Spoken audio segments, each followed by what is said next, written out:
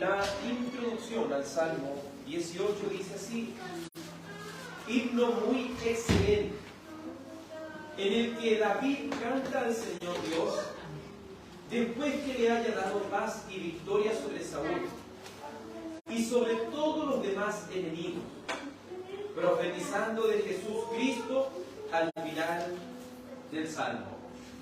Vamos a entonar este Salmo hasta el verso 25, hasta el verso 25.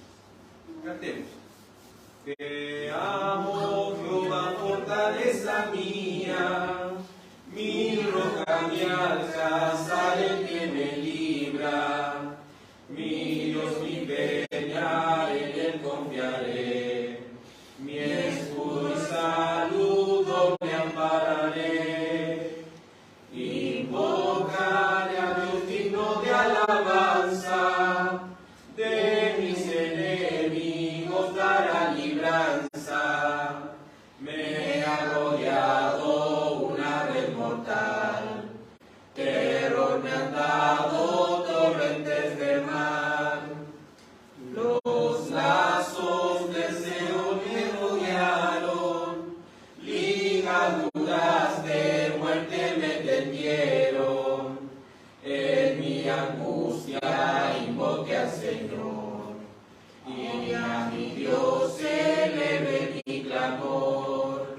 Glorió vivos desde su alto templo, mi clamor llegó a él en un momento, la tierra fue conmovida y tembló, montes se movieron pues se inclinó, de su nariz subió gran humo luego, y de su boca abrasante fuego, el Señor mucho carbón encendió, inclinó los cielos y descendió, en un momento nada se veía, pues bajo sus pies tinieblas había, voló algo sobre un querubín, sobre el viento voló hasta el confín,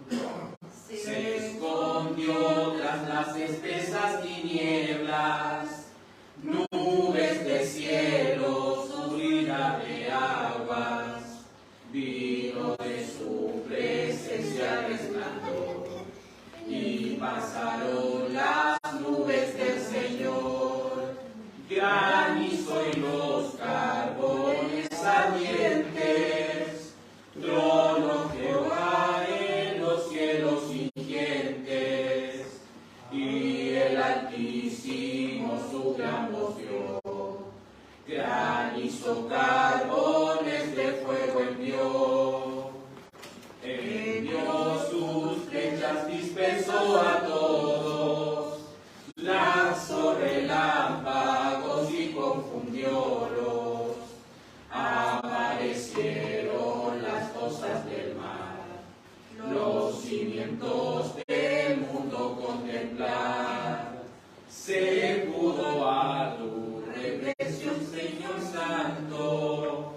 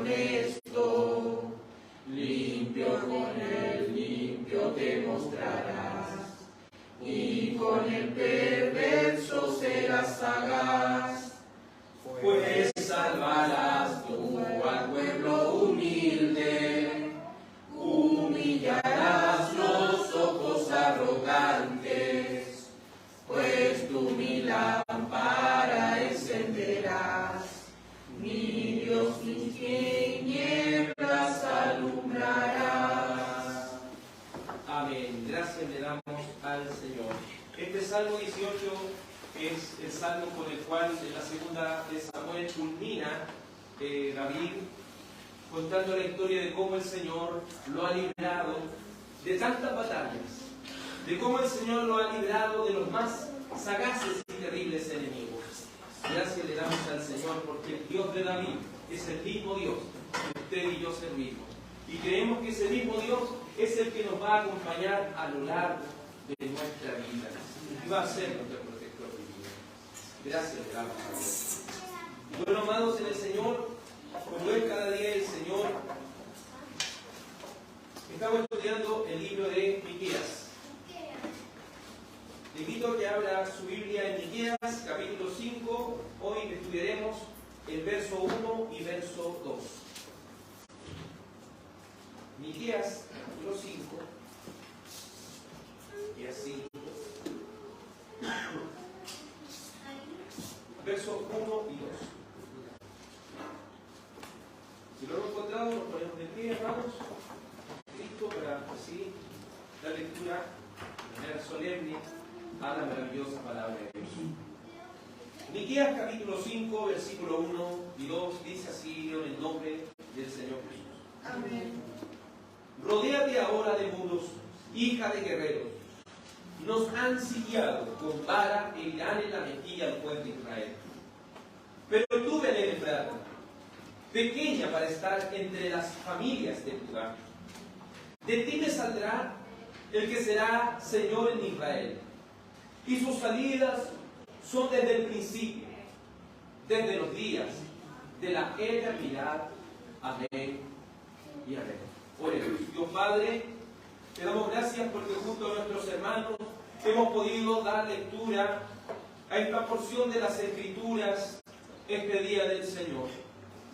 Te suplico, Señor, que me permitas predicar tu palabra bajo la dirección del Espíritu Santo y bajo la autoridad de las Sagradas Escrituras. Señor, permite que tu palabra nos consuele, pero también, Señor, nos redarguya, que tu palabra nos corrija y que también, Señor, nos instruya. Que esta palabra sea de provecho para tu pueblo, mi Dios. Aleja de nosotros toda falsa interpretación bíblica, Señor. Que de manera tan preciosa, Señor, tu palabra pueda llegar al corazón de cada uno de nuestros amados en Cristo. Te lo ruego y te lo suplico en el nombre de Jesús. Amén y amén. Por favor de tomar asiento. Estamos viendo este libro de Miqueas, versículo a versículo. Y en este libro de Miqueas hemos podido ir viendo cómo este pueblo de Israel, alejado del pacto con su Dios, alejado de lo que verdaderamente importa, que es servir al Señor de todo corazón, de toda nuestra mente, de todas nuestras fuerzas, se entregó al pecado y se entregó a la idolatría. Y vimos cómo el Señor traería juicio no solamente sobre los reyes, príncipes, profetas y sacerdotes, sino que también traería el juicio sobre el pueblo de Dios. Y este juicio sería devastador, traería un asolamiento tan grande, porque aquella tierra que se le había dado por pacto a Israel, le sería arrebatada. Y le sería arrebatada por haber sido infieles al pacto con su Dios. Y tristemente sería alcanzado aquel templo que Dios le había dicho a David que Salomón construiría. Ese templo sería abandonado, ese lugar de adoración especial de Dios sería llenado de lo que es la maleza, y eso produciría en los verdaderos hijos de Dios, eso produciría en los escogidos de Dios un dolor profundo, porque su lugar de adoración se les sería quitado. Pero Dios, que es rico en misericordia, y creemos en Dios, que es un Dios justo, pero a la vez también es un Dios misericordioso y un Dios de amor. Y este Dios de misericordia le prometió a aquellos escogidos de Dios que si bien serían llevados cautivos, su tristeza, su amargura, su angustia y tribulación sería momentánea. No sufrirían para siempre. Pues Dios tenía una promesa de un reinado universal que se extendería no solamente a la nación de Israel, sino que se extendería hacia los confines de la tierra. Y recorrerían a aquella Jerusalén, sabiendo que de allá saldría la ley y el conocimiento del Señor. También hemos visto que si bien esta tribulación iba a ser momentánea, en el tiempo en el cual ellos sufrirían este juicio tendrían que poner su mirada no en los reyes y consejeros terrenales, sino que tendrían que poner su mirada en el Rey de Reyes y Señor de Señores. No debían poner su consuelo en los consejeros de este mundo, sino que debían poner su consuelo en el admirable, en el consejero, en el Dios fuerte, en el príncipe de paz y en el Padre eterno. Porque Él sería el que los iba a redimir. Él sería el que traería esa gran salvación a su pueblo. Y aunque los enemigos destruyan el pueblo de Dios, y aunque los enemigos atenten en contra del pueblo de Dios, ellos no saben que Dios tiene un propósito aún en medio del sufrimiento. Ellos no saben que Dios tiene un propósito aún en medio del dolor, aún en medio de la angustia, aún en medio de la dificultad. Dios tiene el control. Y que luego de esta angustia, Dios lo levantaría, ¿ya? Y el ejemplo del profeta tipifica un animal con partes metálicas. Un animal que sería invencible, porque su poder no descansaría en él, sino en el poder de Dios. Y eso permitiría que serían partícipes de este reino, donde debían juzgar a las naciones y donde también muchos vendrían al conocimiento de la verdad de Dios. Habíamos dicho que si bien nuestras tristezas son momentáneas, una vez que se acaben debemos levantarnos y comenzar a trabajar para la gloria de Dios. Entendiendo ese contexto, entra este capítulo 5, y este capítulo 5 parte también con una nueva tristeza. Y esa tristeza le dice al pueblo que debe pensar tanto en el futuro inmediato, pero también debe estar pensando en el futuro final, donde ellos serían restablecidos y donde la adoración al Dios único y verdadero sería restablecida, pero ya a un nivel sin precedentes. Pero primero debían experimentar lo que era el dolor. Y les dice: rodéate. Rodéate ahora de muros. Hija de guerreros, nos han sitiado, con vara herirán en la mejilla al juez. Es decir, el sufrimiento es inevitable. Le dice el pueblo de Dios, el sufrimiento será inevitable. El sufrimiento tendrá que venir. Pero una cosa digo, tienes que resistir. Tienes que resistir, oh pueblo de Dios. Tienes que resistir. Porque el dolor y la aflicción no la podemos quitar. Pero hay una cosa que debemos comprender. Ese dolor y esa aflicción será pasajera. Será pasajera. Este versículo 1 nos muestra el futuro inmediato de la nación, en la cual ellos experimentarían el asedio que plantearían los babilónicos. Recuerde que las ciudades antiguas eran ciudades amuralladas. Las murallas servían como de protección para el pueblo.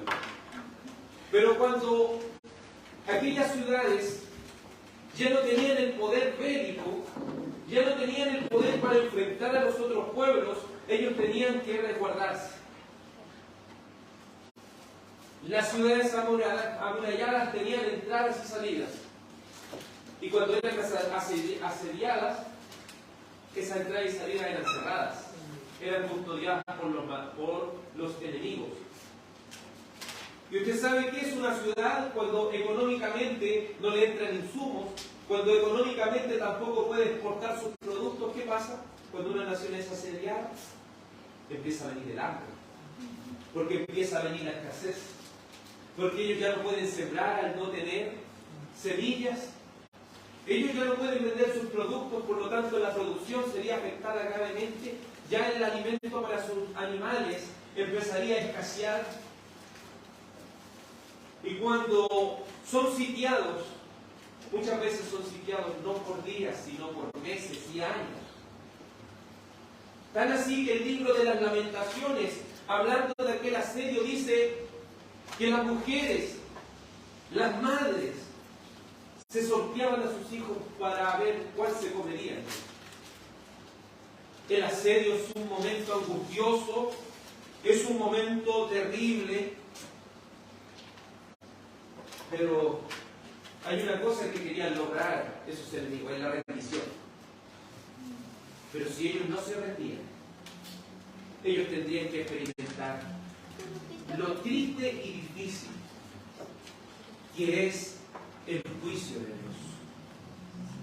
Esta escena del futuro inmediato lo podemos ver en las Escrituras, y de acuerdo a lo que estamos leyendo, porque Miqueas se está anticipando a lo que sucedería en Jerusalén, lo que sucedería en Segunda de Reyes. Mire, acompáñenme a Segunda de Reyes 25 para que recordemos lo que hace poquitos días atrás estuvimos leyendo en nuestra lectura como congregación. Acompáñenme a Segunda de Reyes, capítulo 25.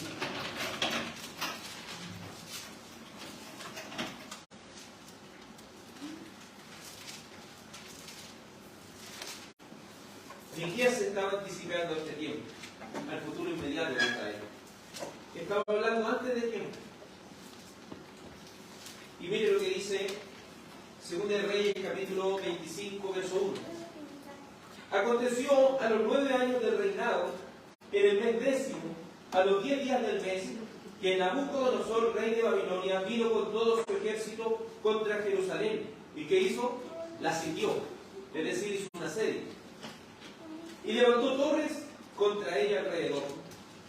Y estuvo la ciudad sitiada hasta el año 11 del rey Sedequías. A los 9 días del cuarto mes prevaleció el hambre en la ciudad, hasta que no hubo pan para el pueblo de la tierra. Abierta ya una brecha en el muro de la ciudad, huyeron de noche todos los hombres de guerra por el camino de la puerta que estaba entre los dos muros, junto al huerto del rey, estando los caldeos alrededor de la ciudad, y el rey se fue por el camino de Arabá. Y el ejército de los caldeos siguió al rey, y lo apresó en las llanuras de Jericó, habiendo sido dispersado todo su ejército. Preso pues el rey, le trajeron al rey de Babilonia, y pronunciaron contra él sentencia. ¿Y cuál fue la sentencia? Degollaron a los hijos de Sedequías en presencia suya, y a Sedequías le sacaron los ojos, y atado con cadenas lo llevaron a Babilonia. Eso es lo que Miqueas está diciendo en el capítulo 5, versículo 1. No vean, vas a ser asediado, vas a tener que sufrir. ¿Y quién sufriría? Miren lo que, si volvemos a Miqueas capítulo 5, dice: rodeate ahora de muros, hija de guerreros. Nos han sitiado.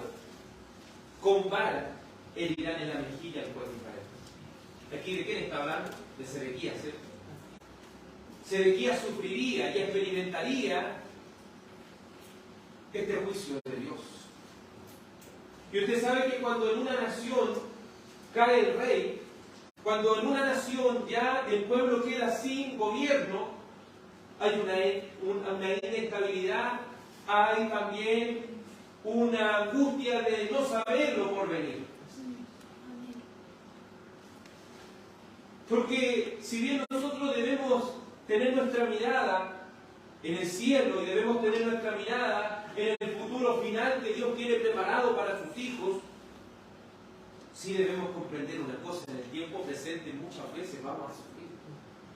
En el tiempo presente muchas veces vamos a presenciar y experimentar lo que es esta aflicción. Pero el pueblo de Israel nuevamente se les daría una esperanza. El verso 2 les habla acerca de la esperanza tan preciosa que ellos debían tener. Lo que le estaba diciendo Miqueas era algo devastador. Lo que le estaba diciendo Miqueas era algo digno de una desesperación sin precedentes. Pero hay una cosa que ellos no debían olvidar: pero tu sufrimiento no va a ser para siempre. Por eso, si le pudiéramos poner un título a estos versos que estudiaremos hoy, diríamos: la esperanza del pueblo de Dios. ¿Y cuál es la esperanza del pueblo de Dios? Sino el Mesías, sino Jesucristo. Y es esa esperanza la que les dice en el verso 2. Miren lo que le dice. Miqueas 5:2. Pero tú, Belén Efrata, pequeña para estar entre las familias de Judá, de ti me saldrá el que será el Señor de Israel. Y sus salidas son desde el principio, desde los días de la eternidad. Aquí Dios le hace a este pueblo un contraste. Debemos decir que Belén significa casa del pan. Debemos también decir que Efrata era el antiguo nombre que tenía esta ciudad de Belén y significa fructífero. No debe ser confundido, ¿cierto?, que tiene una raíz que viene de la palabra Efraín, de los efrateos, que también significa fructífero, pero esta parte de Belén pertenece a Judá. Y este lugar perteneciente a Judá, esta pequeña ciudad de Belén, era una ciudad, ¿para qué decir ciudad? Era una aldea con muy poquita gente. Y una aldea que también muchas veces se olvidó del Señor. Pero de esa ciudad insignificante, de ese lugar que quizás no pareciera ser algo grande, de ahí Dios levantaría una esperanza. De ahí Dios levantaría a quién, que sería Señor en Israel. De ahí Dios levantaría la más grande esperanza que tiene el pueblo de Dios. Porque la más grande esperanza que tiene el pueblo de Dios desde el principio de las Escrituras es el nacimiento del Mesías. Es el nacimiento de nuestro Salvador. Es la primera y para nosotros la segunda venida de Cristo. Pero tú, Belén, pequeña para estar entre las familias de Israel. Es como si le dijera: pero tú, pueblo sufriente, Dios tiene tanto poder que puede levantar y va a levantar a tu Salvador de una ciudad insignificante y pequeña. Como nuestras lecturas nos han ido ayudando, ¿quién era procedente de Belén? ¿Quién era procedente de Belén? Pero aparte del Señor Jesucristo, David. Muy bien, hermano Claudio. David, recuerden nuestra lectura, ¿de dónde venía? De Belén. Belén es conocida también como el lugar de la casa de David. Entonces ese lugar es un lugar importante, porque aquí no solo se le está haciendo mención de esa esperanza en este momento en el cual Miqueas está hablando, sino que Miqueas está afirmando lo que ya hace mucho tiempo el Señor Dios venía diciendo a través de sus profetas. Lo que aún en Génesis 3:15 se nos había dicho, que de una mujer vendría el que pisotearía la cabeza de la serpiente. Lo que el Señor le había dicho por boca de Jacob a sus hijos. ¿Se acuerda cuando Jacob tuvo que a cada uno de sus hijos profetizarle acerca de su vida? ¿Y se acuerda lo que le dijo Jacob en el capítulo 50 de Génesis? ¿Se acuerda lo que le dijo, perdón, en el 48? Lo que le dijo en el 49 verso 10, cuando le dijo que nunca el cetro se apartaría de la casa de Judá. Porque ¿quién vendría? Silo. Ahí estaba hablando de quién? De la venida de Dios. Entonces, ¿cuál es la esperanza del pueblo de Dios en tiempos angustiosos? ¿Cuál es la esperanza? Jesucristo, ¿cierto? Jesucristo siempre ha sido la esperanza desde un comienzo. Desde la fundación del mundo siempre ha sido la esperanza para el pueblo de Dios. Porque aún Abraham también se le había prometido desde que su nombre saldría. Y se le daría no solo las estrellas del cielo, sino también la arena del mar. Se le había dicho también en David, y lo leímos, ¿cierto?, en 2 Samuel capítulo 7, cuando se habla de que un hijo de David se le daría que construiría, ¿cierto?, el templo, y tendría un trono que sería para siempre. Si nosotros leímos bien esa parte de la Biblia, comprenderemos, ¿cierto?, que todos pensaríamos que podría haber sido Salomón. Pero ¿fue Salomón? No, ¿cierto? Había uno que construiría un mejor templo. Había uno que traería un gobierno más estable. Y ese es el Señor Jesucristo. La esperanza del bendito y precioso pueblo de Dios. Pero tú, Belén Efrata, una aldea pequeñita a comparación de otras dentro de Judá. De ahí vendría el Mesías, vendría la esperanza grandiosa del pueblo de Dios. De lo malo insignificante Dios levantaría la gran esperanza. ¿No es increíble esto?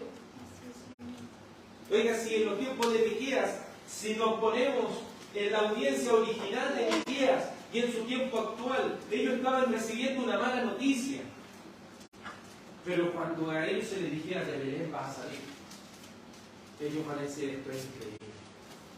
Nosotros quizás no lo comprendemos, no guardamos esas dimensiones, pero si nos trasladamos a la audiencia original de Miqueas, vamos a decir como este pueblo está increíble. ¿Cómo el Señor puede sacar de un lugar tan insignificante, de un lugar malo insignificante, puede sacar al rey? Tú vas a gobernar sobre todo. Eso le lleva a hacerle ese buen nombre a Miqueas. ¿Qué Dios como tú? El Dios a quien usted y yo servimos es un Dios incomparable. Es un Dios que no tiene semejante aquí. Porque no hay Dios fuera de mí. No hay Dios fuera de nuestro amado Dios y Señor. Esta gloriosa esperanza no se compara con los sufrimientos del tiempo presente. En otras palabras, es eso lo que se le estaba transmitiendo al pueblo de Dios. Tu sufrimiento no será para siempre. Porque hay una esperanza para ti. De aquella pequeña ciudad, Belén, que antiguamente se llamaba Efrata, va a venir el Mesías. ¿Esto por quién fue citado? Esto fue citado directamente por Mateo, y acompáñenme a Mateo capítulo 2. Porque esto fue citado directamente por el Evangelio según San Mateo para dejando claro que el Señor Jesucristo no era cualquiera, era el Mesías. Mateo capítulo 2, versículo 1 dice así la palabra del Señor. Mateo 2, 1. Cuando Jesús nació, ¿dónde nació? En Belén. Y un paréntesis aquí, cuando estamos estudiando la Escritura muchas veces vemos y leemos estas cosas, pero no nos hace sentido. No, a veces decimos está nombrando un lugar. Pero nótese una cosa, recuerden que esto iba a una audiencia. Y la audiencia original, ¿qué entendió? Cuando Jesús nació en Belén.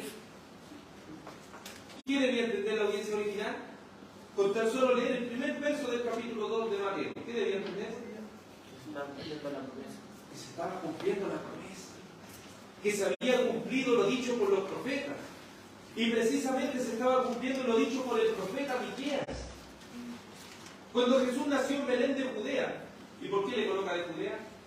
Porque usted sabe que dentro de la tribu de Israel también había otro lugar que se llamaba Belén. Es para focalizar bien y decir este. Cuando Jesús nació en Belén de Judea, en días del rey Herodes, vinieron del oriente a Jerusalén unos magos, diciendo: ¿dónde está el rey de los judíos que ha nacido? Porque su estrella hemos visto en el oriente y venimos a adorarle. Oyendo esto, el rey Herodes se turbó y toda Jerusalén con él. ¿Y qué hizo Herodes? Y convocando todos los principales sacerdotes y los escribas del pueblo, les preguntó dónde había de nacer el Cristo. Me saltó la duda, porque él no estaba familiarizado con la Escritura. Pero los escribas, cierto que eran los que transcribían los textos bíblicos, ellos sí estaban familiarizados. Los sacerdotes que debían exponer la palabra de Dios, ellos estaban familiarizados. Entonces se les llama a ellos, se les hace una convocatoria y se les pregunta dónde había de nacer el Cristo. Ellos le dijeron: en Belén de Judá, porque así está escrito por el profeta. ¿Y qué profeta es este? Miqueas, ¿cierto? Y tú, Belén, de la tierra de Judá, ¿no eres la más pequeña entre los príncipes de Judá? Porque de ti saldrá un guiador que apacentará a mi pueblo Israel. Herodes, que no era parte de los elegidos de Dios, él creo que sintió un terror, porque se estaba cumpliendo la profecía. Y él quería hacer todo lo posible para que eso quedara hasta ahí nomás.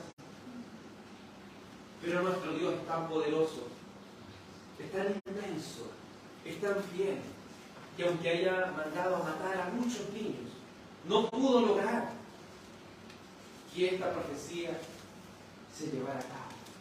No pudo lograr ir en contra de esta profecía. Entonces vemos cómo todas estas cosas se van cumpliendo. De esa pequeña ciudad saldría el Señor de Israel. Y así se irían cumpliendo muchísimas escrituras. Recuerden que el pueblo de Israel era un pueblo entendido en la palabra de Dios. Por eso recibir este mensaje de esperanza para ellos era inmenso. Para ellos era algo grande. Y creo que para nosotros también debe ser algo grande. Porque que nuestro Señor Jesucristo haya cumplido todas estas cosas, para nosotros debe afirmar aún más nuestra fe. De que si Él ha prometido algo, eso se va a cumplir a su debido tiempo. Eso se va a cumplir sí o sí. Porque nuestro Dios es fiel y también es verdadero. Nuestro Dios es fiel y es verdadero. Entonces, aquí, como le digo, se estaba cumpliendo muchas escrituras. Vamos a Génesis 49:10, lo que anteriormente le decía. Génesis 49:10.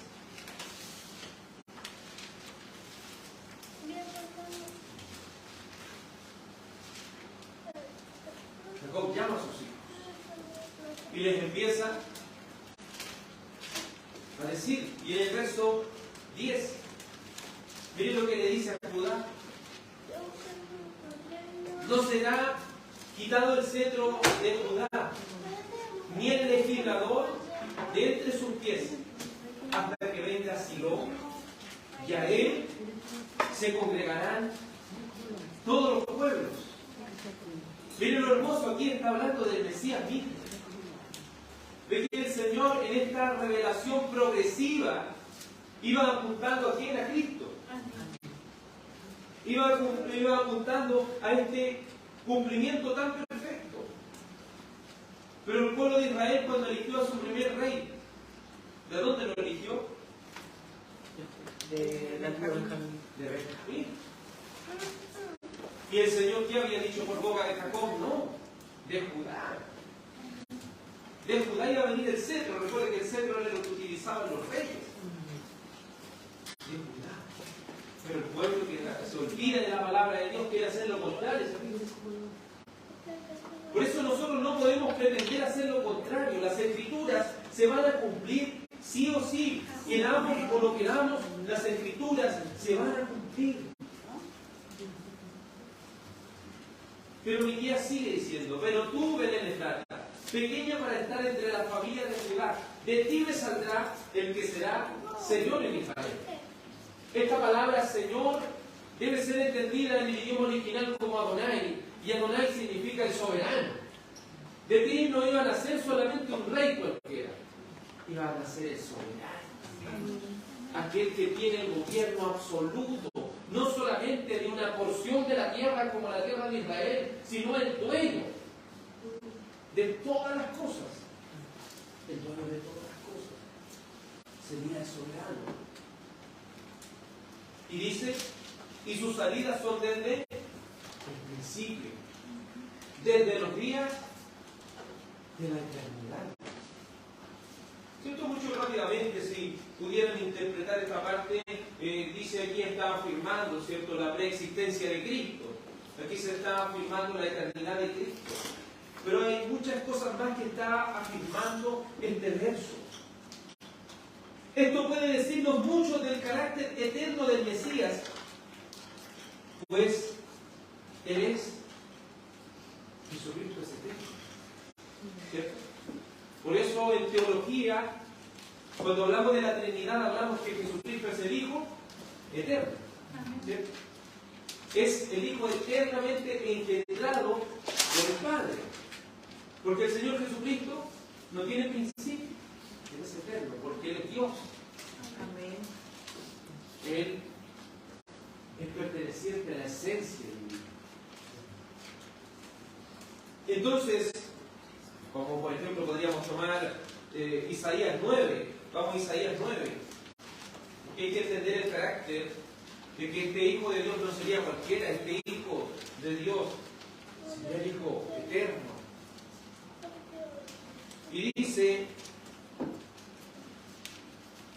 Isaías, que era contemporáneo de Miqueas, en el capítulo 9, en el versículo 6, Isaías 9:6. Isaías 9:6 dice: porque un niño nos es nacido, hijo nos es dado, y el principado sobre su nombre. Y se llamará su nombre admirable. ¿Cómo se llamará su nombre también? Consejero. Pero en este sentido, ¿cierto?, el que consuela. Consejero, Dios fuerte, Padre eterno, Príncipe de paz. Entonces, el que nacería no sería cualquiera.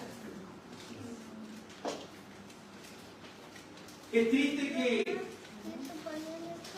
que existan doctrinas que quieran decirnos que el Señor Jesucristo, cuando vino a la tierra, se transformó en hijo, no entendiendo que Él es el Hijo eterno.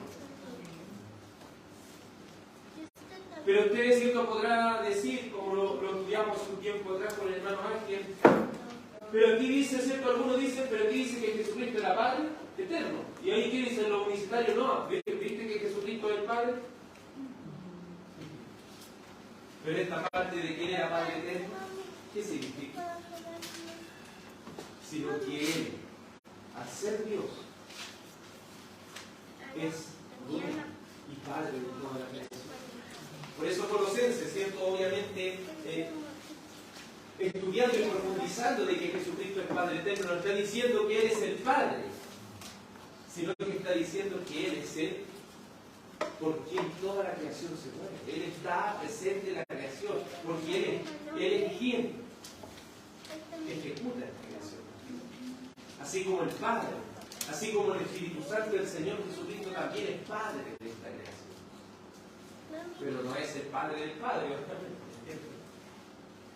Entonces a eso se refiere, porque ¿qué es lo que significa que Jesucristo sea ese Padre eterno? Significa que Él es el dueño de la creación. Entonces, si este dueño de la creación iba a venir, estaba confirmando lo que en el mismo tiempo Isaías estaba diciendo por un lado, Miqueas estaba diciendo, lo que había sido dicho por Moisés, lo que había sido dicho en muchas partes de la Biblia. Se cumpliría esto tan precioso, la venida de Cristo. Pero también debemos decir que Dios, a través de las épocas, desde la eternidad, pasando por el huerto, pasando por los patriarcas y los profetas, el Señor Jesucristo fue, es y será la esperanza de su pueblo. Porque eso lo que también nos transmite este texto, no solo que el Señor Jesucristo es el Hijo eterno de Dios Padre, y que es Dios al igual que el Padre, sino que este texto también nos muestra esta parte del verso, que sus salidas son desde el principio. Es decir, que desde el principio, ¿qué es lo que hizo Dios? Empezó a revelar que enviaría a su Hijo. Y esta revelación, ¿desde dónde viene? Desde la misma eternidad. Porque en San Juan 3:16, ¿qué dice San Juan 3:16? Porque de tal manera amó Dios al mundo, que ha dado a su Hijo unigénito, para que todo aquel que en Él cree no se pierda, mas tenga vida eterna. Es decir, este plan de enviar Dios Padre a su único Hijo era un plan que viene desde la eternidad.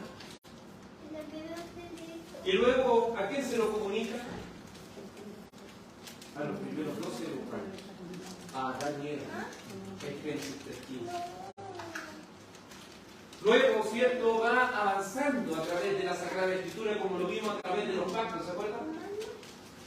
Va revelando a través de Abraham, va revelando a través de lo que vemos en Samuel, va revelando a través de la misma ley, va revelando una y otra vez progresivamente el advenimiento de este Mesías, hasta que Mateo dice: ahí nació la esperanza para el pueblo de Dios, la esperanza para el pueblo de Israel, la esperanza para aquellos que esperan en su amado Dios.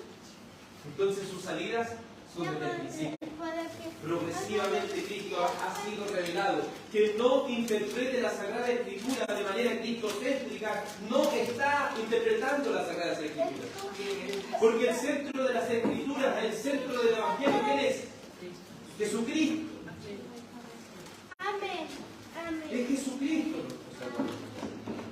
Esta es la bendita esperanza, y en la cual descansa, y en la cual el pueblo de Dios está en paz.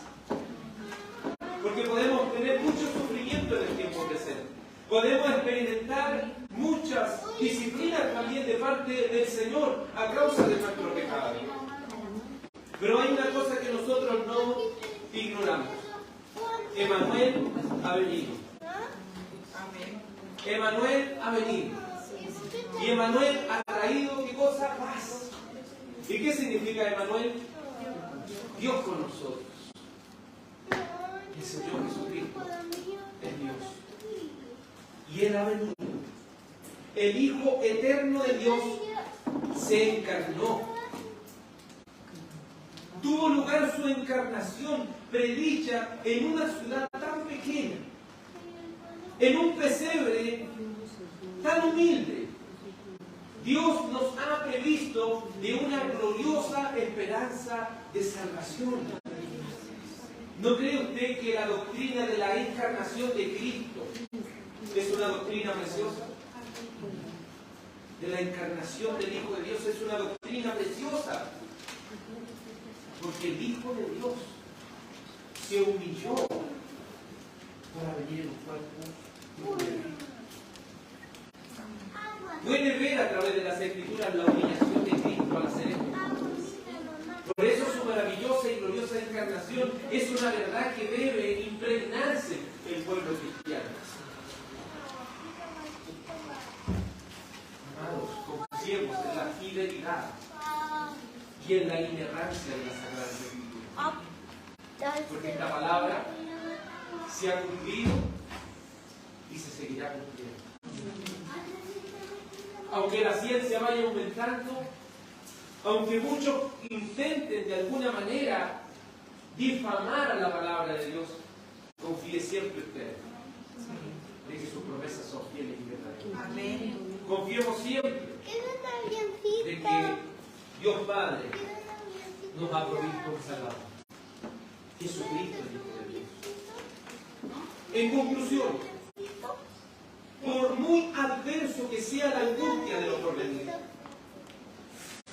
nuestra esperanza está en Jesucristo el Mesías, enviado por el Padre, profetizado desde tiempos antiguos, cumplido hace más de 2000 años en una pequeña ciudad de Belén.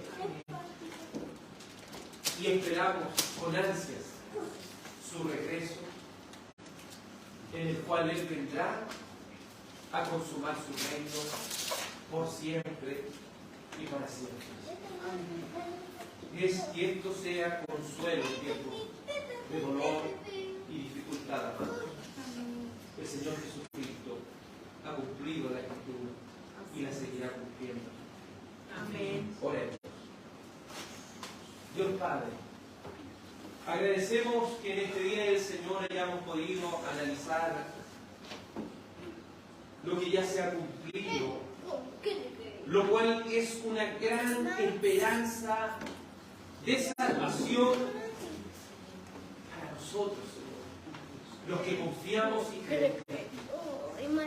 Que nuestros hermanos y hermanas, sean ancianos, sean jóvenes, sean niños, puedan y podamos impregnarnos de esta doctrina de la encarnación de Cristo.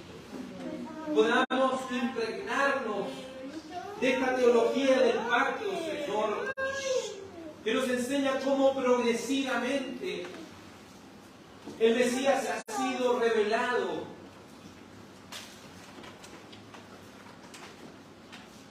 Tus promesas son tan fieles. Como lo que dijo Miqueas se cumplió tanto en el futuro inmediato, tanto también como en el futuro más lejano, Señor, en el nacimiento de Cristo. Y cómo esa verdad sigue, Señor, impactando nuestra vida y llenando nuestro corazón de esperanza. Jesucristo, el Hijo de Dios, es la esperanza de su pueblo. Jesucristo, el Hijo de Dios, Emmanuel, ha venido y nos ha dado esa gloriosa esperanza de redención. Que nuestro enfoque, oh Dios, esté en tu reino, en tu gloria y en conocerte más y más.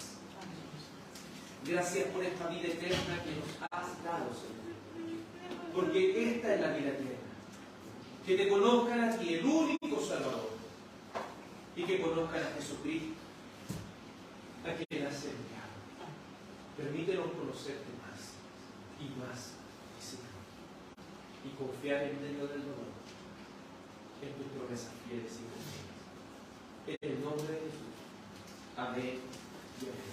Amén y amén.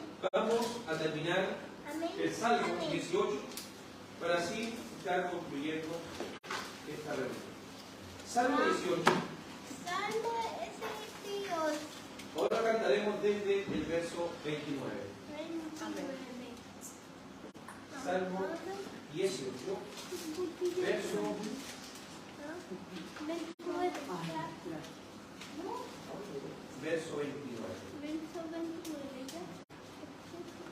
Amén. Cantemos a nuestro amado Dios. Contigo desbarataré legiones y con mi Dios asaltaré bastiones. La senda de Dios solo es perfección, muy pura es la palabra del Señor. Él es un escudo muy poderoso para quien Él espera cuidadoso, pues quien es Dios y no solo el Señor. Que roca hay fuera de nuestro Dios. Dios es el que de poder me ha ceñido y quien hace perfecto mi camino. Quien hace como de siervas mis pies, en las cimas me afirma a su vez.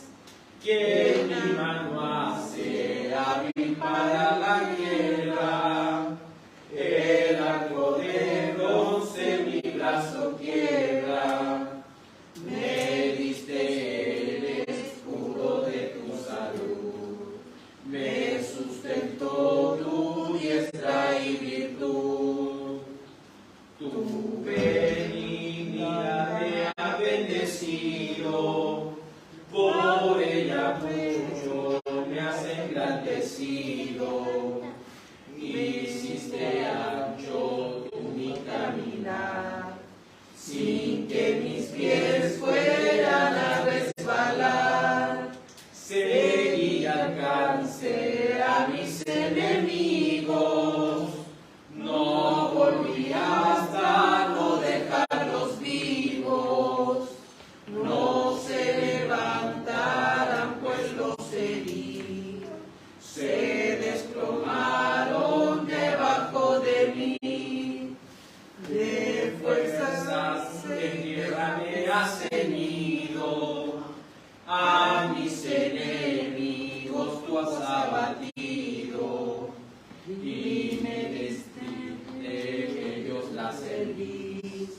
Los que me odian yo los destruí. Clamaron, nadie los ha socorrido. Aún el Señor, pero no lo ha oído. Cual polvo ante el viento los molí, cual lodo en las calles esparcí.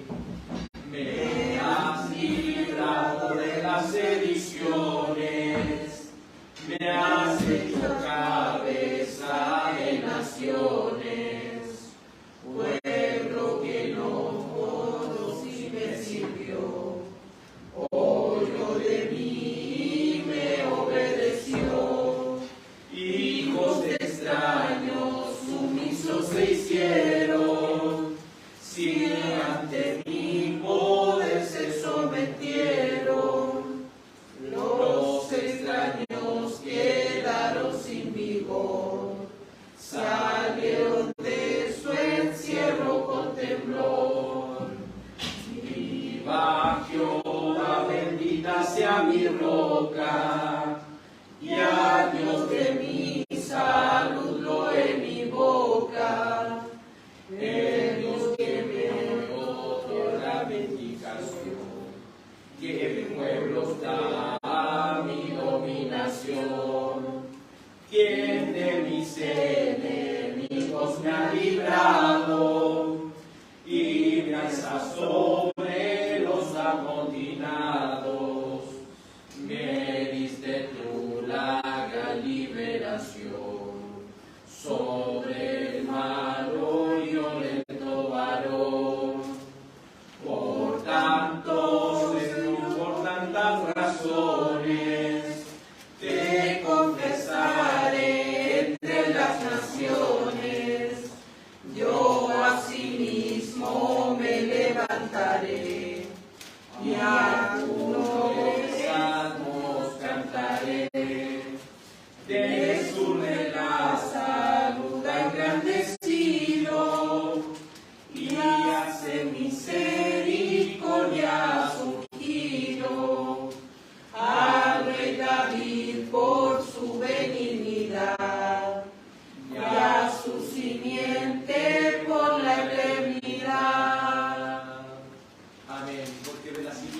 la Biblia, ¿a quién ha levantado?